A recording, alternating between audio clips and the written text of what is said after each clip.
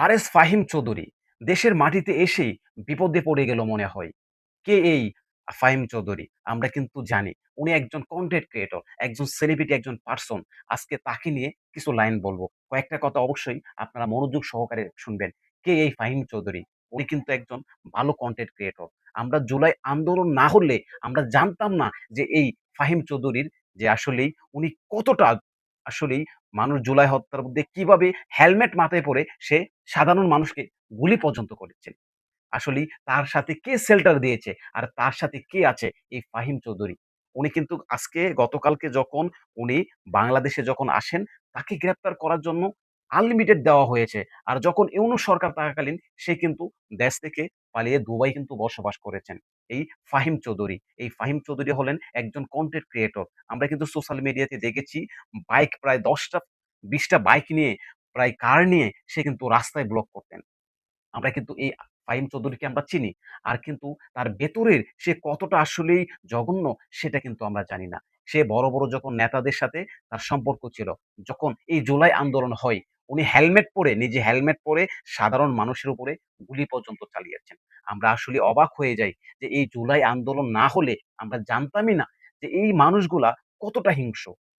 কতটা আসলে অমানিক একজন মানুষ হতে পারে এই ফাহিম চৌধুরী। গতকালকে যখন উনি বাংলাদেশে ভ্রমণ করেন, যখন আইসে নামার পর সাথে, সাথে তাকে গ্রেপ্তার করার আনলিমিট দিয়েছে। কেন দিয়েছেন? আপনারা কি জানেন যে আসল রহস্য কি? উনারা কি মনে করেন কি যে আসলেই আমরা কিচ্ছু জানি না?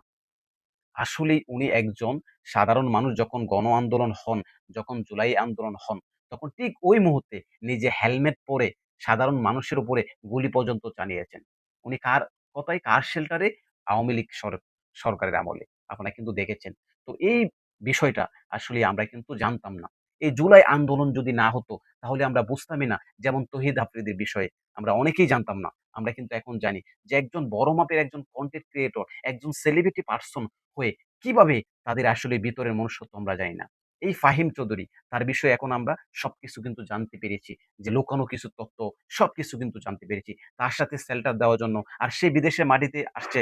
যখন ইউনূস সরকার চলে যাচ্ছে তখনই কিন্তু উনি আবার বাংলাদেশে চলে আসছেন। কেন? তার পিছনে অবশ্যই শেল্টার আছে। কারণ আমরা কিন্তু জানি যে রাজনৈতিক ক্ষমতা এমন একটা ক্ষমতা, আপনার টাকা পয়সা নেই। আপনার যদি নেতার সাথে ভালো একটা সম্পর্ক থাকে, দেখবেন আপনাকে শেল্টার দেওয়ার মতো লোকের অভাব হবে না। এটাই কিন্তু বাস্তবতা। তো আমরা আসলে এই ফাহিম চৌধুরীর কাছ থেকে আমরা একটা শিক্ষা নিলাম যে আসলেই যখন যে পরিস্থিতিতে থাকবেন, আপন মানুষগুলাই আপনাকে বিপদে ফেলবে। আর আপন মানুষ আপনাকে ডেকে এনে বিপদে ফেলবে। এটাই কিন্তু বাস্তবতা। আর এর কাছ থেকে আমরা শিখলাম যে আসলেই মানুষের মনুষ্যত্ববোধ এই জুলাই আন্দোলনে কিভাবে মানুষকে গণহত্যা করেছে হেলমেট পরে, এটার কিন্তু অনেক ফুটেজ আমরা কিন্তু দেখেছি এই ফাহিম চৌধুরীর। আসলে না বলা না কথা অনেক আমরা জানি না। যখন আসলে আমরা বাস্তবতা দেখতে পাই, তখনই তাদের সম্পর্কে জানি। অবশ্যই ভিডিওটা শেয়ার করে সবাইকে দেখার সুযোগ করে দেবেন।